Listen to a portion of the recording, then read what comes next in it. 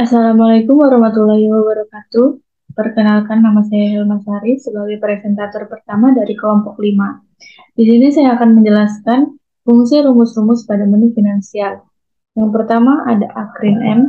Di sini akrin M berfungsi untuk menghasilkan bunga akrual untuk sekuritas yang membayar bunga saat jatuh tempo. Nah, di sini cara penggunaannya kita klik saja rumusnya, lalu kita masukkan isu di sini. Isu kita isi oleh tanggal pembuatan, lalu settlement, tanggal penyelesaian, lalu rate-nya, tingkat kupon tahunan, par, kita isi nominal, lalu basisnya 0, atau bisa juga kita kosongkan. Lalu klik OK. Nah, di sini bunganya sudah muncul. Nah, selanjutnya saya akan menjelaskan rumus Day BS. Di sini kita klik saja sel hasil, lalu kita klik rumusnya. Nah, di sini muncul settlement, maturity, frekuensi, dan basis. Kita isi settlementnya, tanggal penyelesaian, maturity-nya, tanggal jatuh tempo, frekuensi di sini 2, lalu basis. Setelah itu kita klik OK.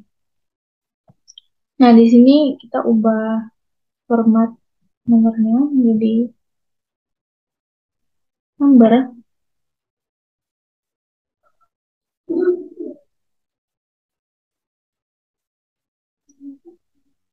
Setelah itu, di tabel yang sama, saya akan menjelaskan rumus Kopnum.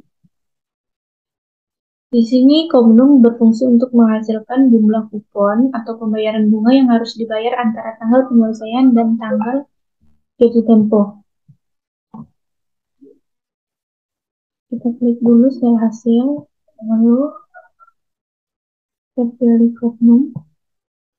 Nah, di sini settlement, maturity, frekuensi, dan basis kita pilih sama seperti pada Kopde IBS.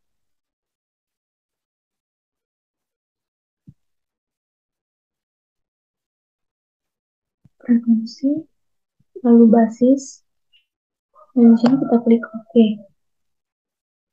Dan di sini hasilnya menjadi 12. Nah, selanjutnya di tabel yang sama saya akan menjelaskan rumus scope PCD. Nah, rumus ini berfungsi untuk menghasilkan tanggal kupon sebelumnya sebelum tanggal penyelesaian untuk obligasi kupon. Jadi di sini kita klik sel hasil, lalu kita pilih rumusnya. Nah, di sini settlement tanggal penyelesaian sama seperti scope DBS dan scope NUM.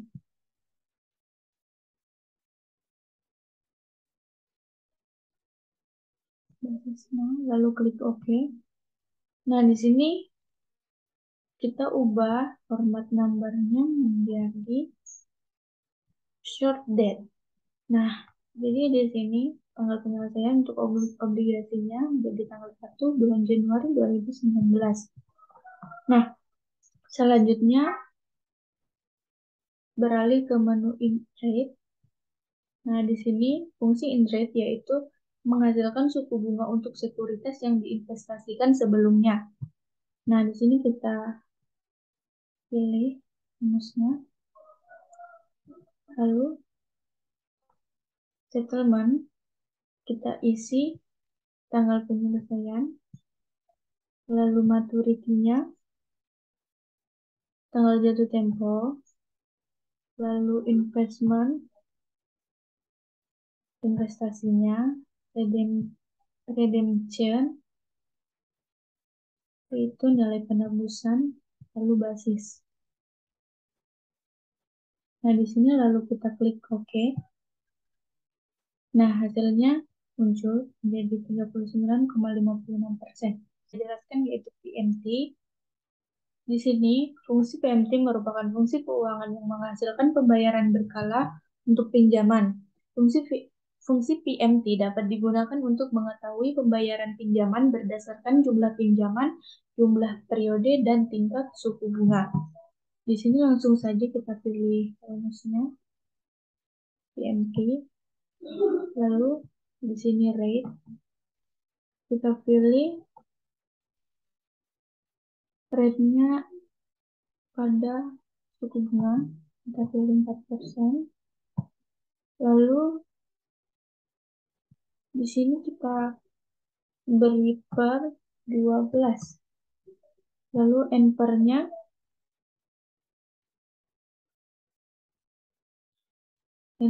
kita pilih periode, PV, kita pilih jumlah pinjamannya. Lalu ini yang 2 dikosongkan saja. Lalu klik OK. Nah, di sini muncul hasilnya menjadi $184. Lalu menu selanjutnya ada yield this. Nah, di sini fungsi yield this yaitu menghasilkan tahunan untuk sekuritas yang didiskon seperti tagihan treasury yang dibuat dengan harga diskon tapi jatuh tempo pada nilai nominal. Nah, di sini kita pilih rumusnya. Lalu di sini, nah, di sini settlement kita pilih tanggal penyelesaian, lalu maturity, tanggal jatuh tempo, PR itu kita pilih harga, lalu redemptionnya nilai penebusan, lalu basis 0. Nah, setelah itu kita klik OK. Nah, muncul hasilnya menjadi 2,69%. Nah, rumus selanjutnya yaitu price disk. Nah, di sini fungsi price disk yaitu menghasilkan harga per nilai $100 dari sekuritas yang didiskon. Di sini kita pilih rumus price disk.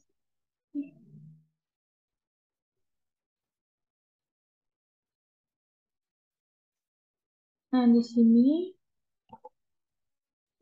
settlement kita isi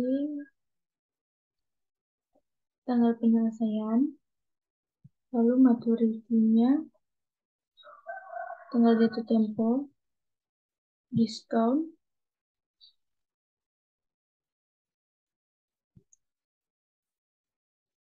%7, lalu redemption, nilai penebusan, lalu basisnya,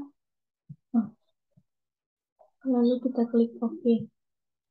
Nah, di sini muncul hasilnya. Nah, selanjutnya rumus table Q.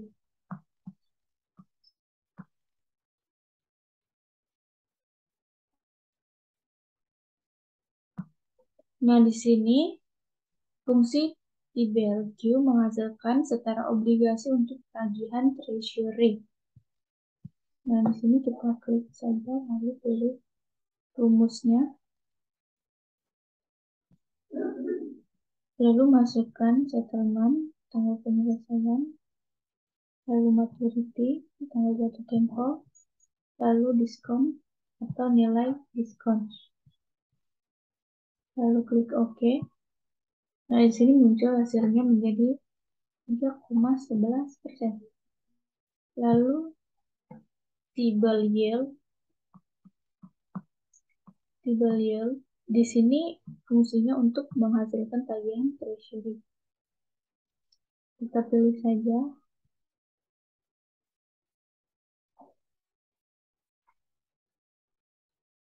settlement, tanggal penyelesaian,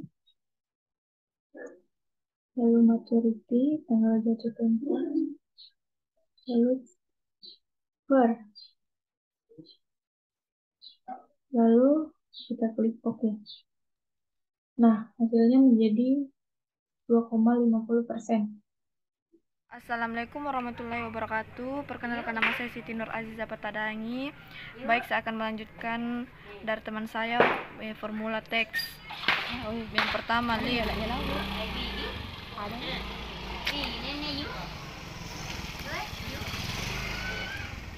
Bohong. Oh, kasih jatuh itu bagus ya.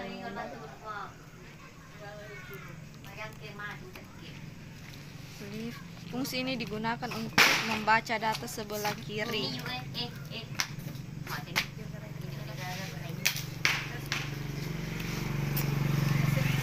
Dekat sekali ini. Kita pakai.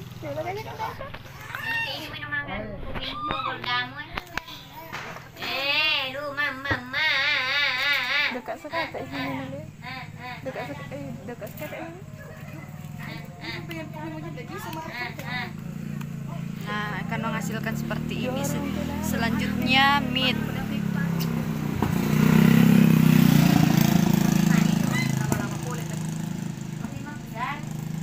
sanggup, Pak. Bisa nih,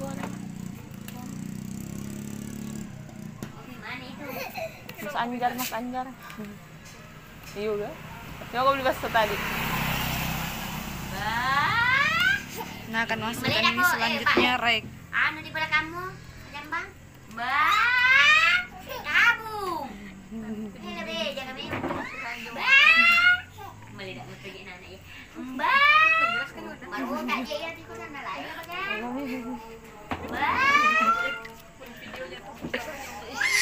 ini juga ada. Bang, udah jatuh ki. Nah, akan menghasilkan seperti ini selanjutnya lower. Kamu. Lower. Lower, contohnya aku adalah memakai huruf besar. Aku adalah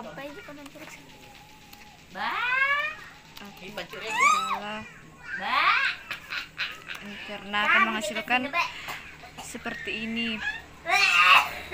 Selanjutnya proper.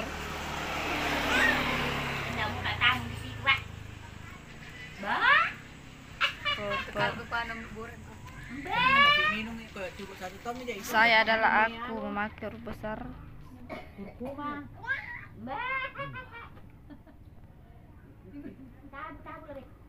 Assalamualaikum warahmatullahi wabarakatuh. Perkenalkan, nama saya Iga Perlia dengan NIM 22044114998. Di sini saya akan menjelaskan tentang formula data dan time.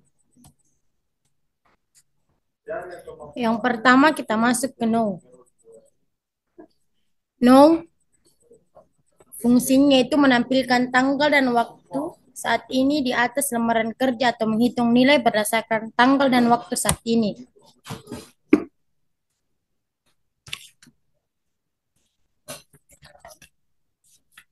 Contohnya yaitu misalnya saya mengetik 12 garis miring 25 garis miring 2022 spasi 16.2 58 enter. Jadinya akan seperti ini. Selanjutnya kita masuk ke time. Fungsi time untuk memunculkan waktu sebelum menentukan waktu yang harus dimasukkan, yaitu jam, menit, dan detik. Contohnya yaitu saya akan mengetik buka kurung, saya akan mencari time, saya ketik time dan saya akan mengetik 21,4,15 balas kurung. enter. Dan akan muncul seperti ini. Selanjutnya,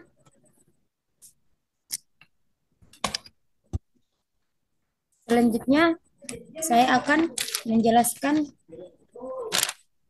tentang die berfungsi menghasilkan nilai-nilai purit dari suatu bunga. Contohnya, saya akan mengetik die.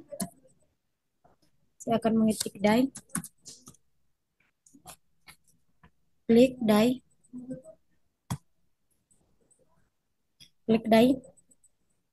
Saya akan memasukkan buka kurung F8 balas kurung. Enter. Salah.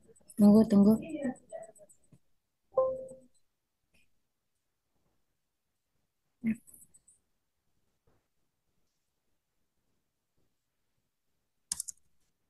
F8.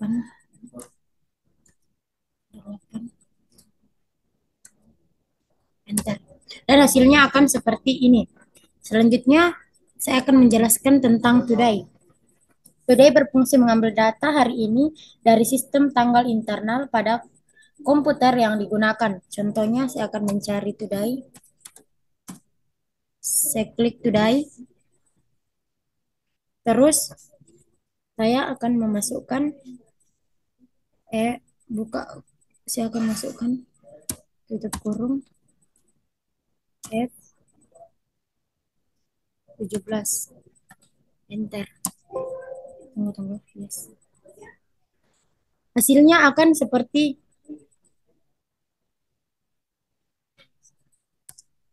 saya akan mengetik today.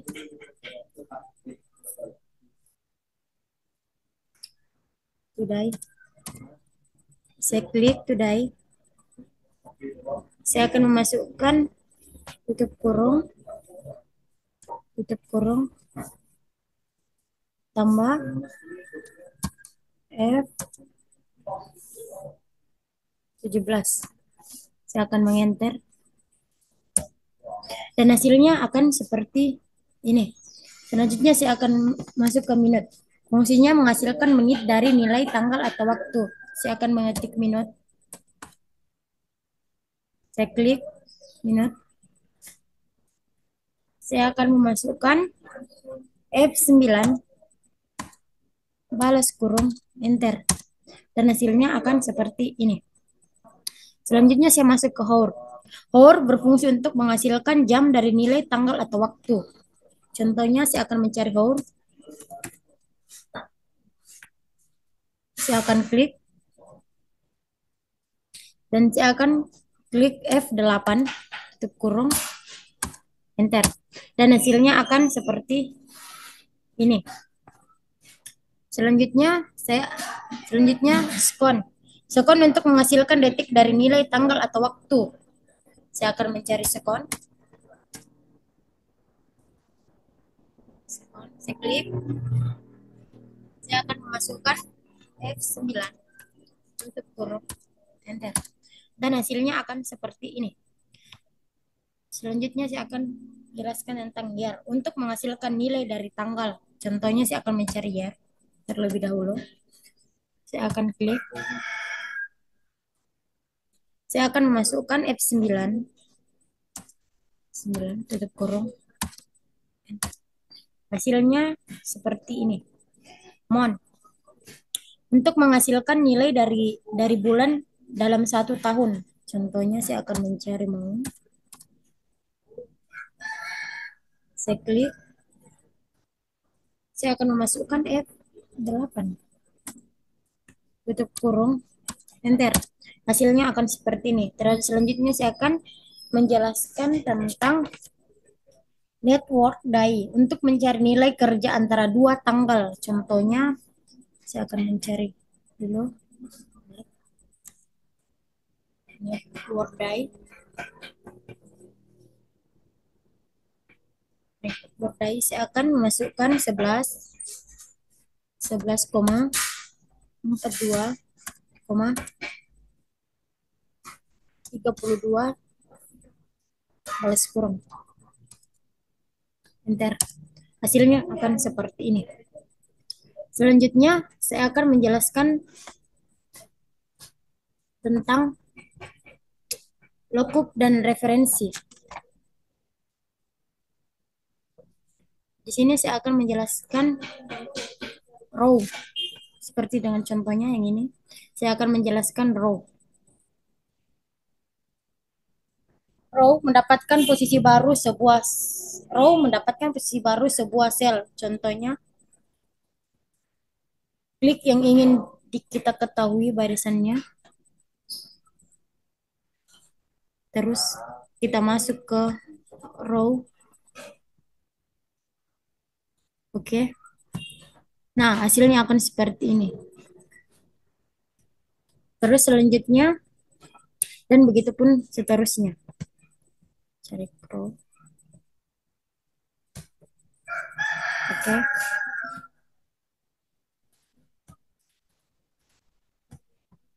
Masuk ke row. Oke. Masuk lagi ke row. Oke. Masuk lagi ke row. Oke. Selanjutnya saya ke masuk rows. Mendapatkan posisi baru sebuah sel. Contohnya, saya akan klik. Saya akan mencari row. Oke.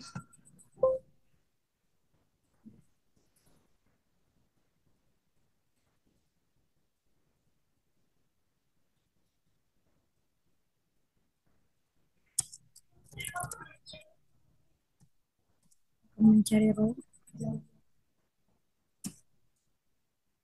Ya.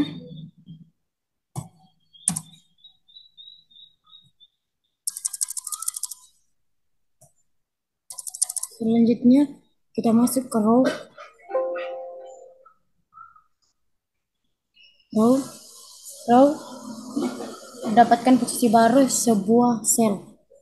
Contohnya yaitu kita cari row terlebih dahulu. Terus kita klik yang ingin dicari. Oke. Nah, hasilnya akan seperti ini. Dan begitu pun seterusnya. Cari row.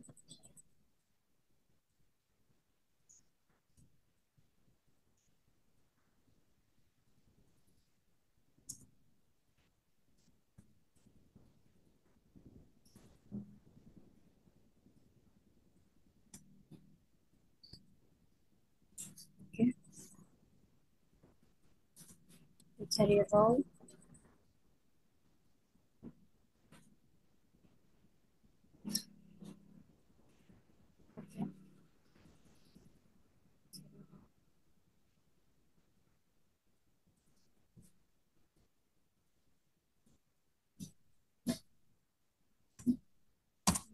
Dan hasilnya akan seperti ini.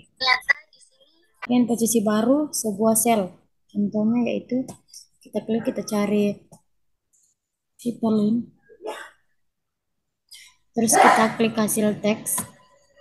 Oke. Dan hasilnya akan seperti ini. Selanjutnya, dan begitu pun seterusnya. Cari hyperlink.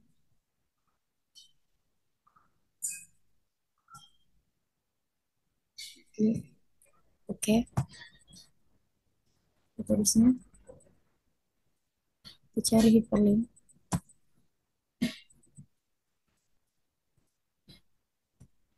Oke.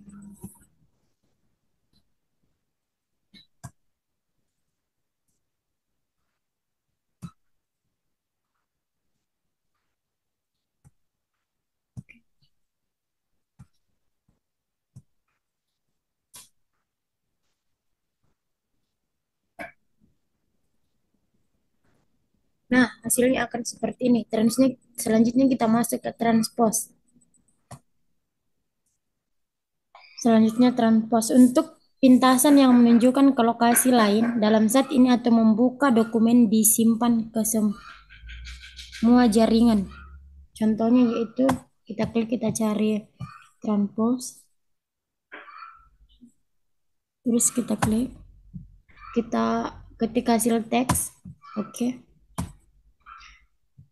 Dan hasilnya seperti ini dan begitu pun seterusnya.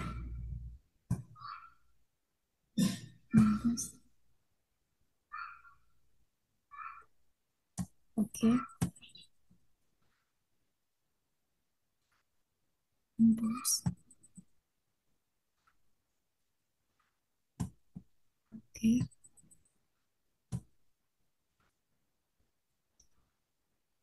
Sorry. Terus.